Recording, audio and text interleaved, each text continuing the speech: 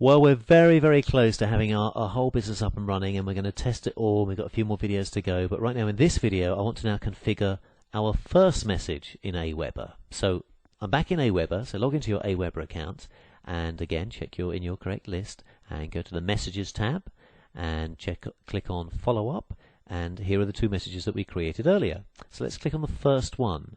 Now remember, this first message will get sent after your visitor, who is now your subscriber, clicks on the confirmation email, which is good. And in this first message, remember here, we're actually giving away, of course, the ebook that they signed up for. And remember I said in a previous video, put your download link here. Remember I said, well, we can't actually do that yet because we haven't uploaded the download page that links to the ebook. Well, now we have, haven't we? So now that's what we're going to do in this video. We're going to put the link here that somebody needs to click on. So let's go back to our notepad full of all these useful addresses and things, and here was the download page. So I'm clicking and I'm dragging and I'm pressing Control C on my keyboard, so I've copied it.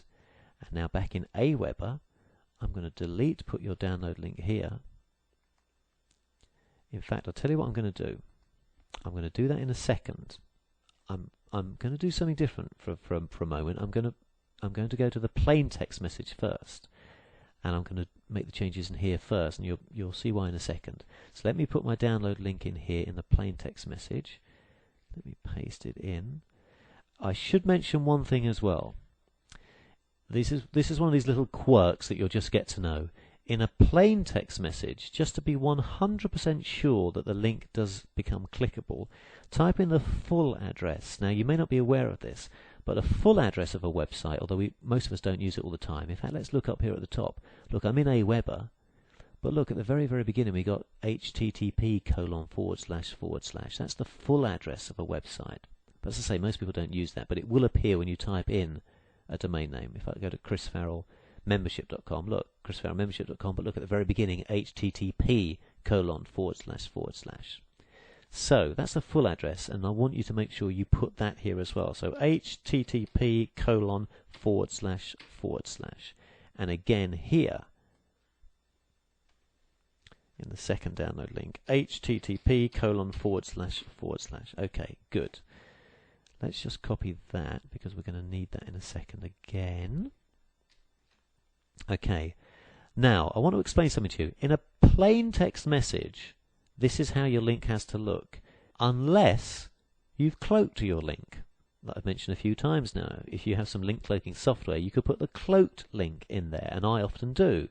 Although that said, this doesn't really look all that unattractive, does it? Really? I mean, it's not like the affiliate link from ClickBank. So this would actually be okay, particularly in the first message when somebody wants the free gift. They're not going to look at this and not click on it. So you'd be fine using that, but you can put a cloaked link if you want to create a cloaked link, and that's fine. Now, in the HTML version, you actually get a bit more free choice, and I'm going to show you. If I click over the text here where I've written put your download link here, rather than pasting in that link that we've just done in the plain text version, if I go up here, I can actually create a hyperlink, and that means create something that is clickable. So let's do that, and you'll see what I mean. Let's click on this little icon here. When I do, this window will appear. And there's two things I need to do. It will tell me firstly, down here where it says URL, that means where do you want to send somebody when they click on whatever it is they're about to click on.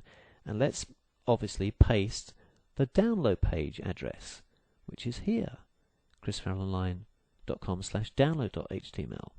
And now up here, you can type whatever you want. So let's type in, click here to grab your free ebook.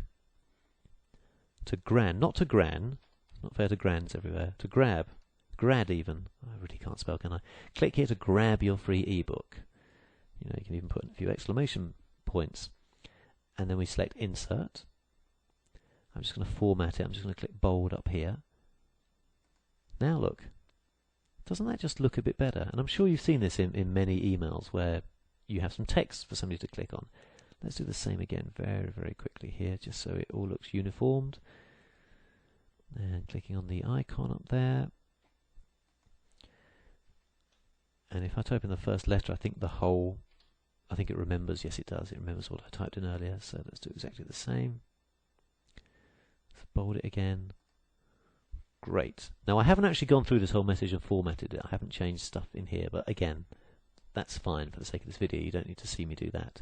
So now what we have is we have our first message from Aweber all looking good, and we can preview it down here in Aweber. So click on preview and you'll see the HTML version.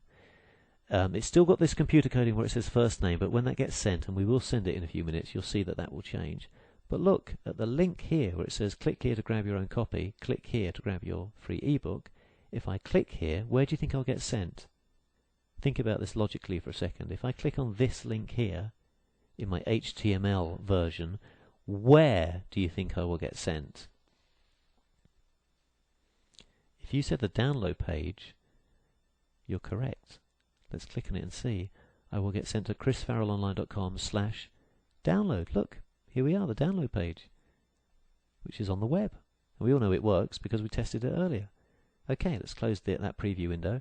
Save your changes every time. That's now saved. In a second it will pop back to the main message. Tell you what we're going to do now. Let's just put an affiliate link to the membership side in the second message. Personally, I wouldn't recommend you do that. I don't think you should, I often say this, I don't think you should try and sell so quickly. But for the sake of this video, let's do that. Ideally, remember at my membership site there were 5 messages. In fact, I think one of them might even be, or even 2 of them might even be affiliate links. But it's really up to you. But I wouldn't put one in the second or the third, personally. But we're going to for this video, just so you see how to do it. And I'll do that in the next video.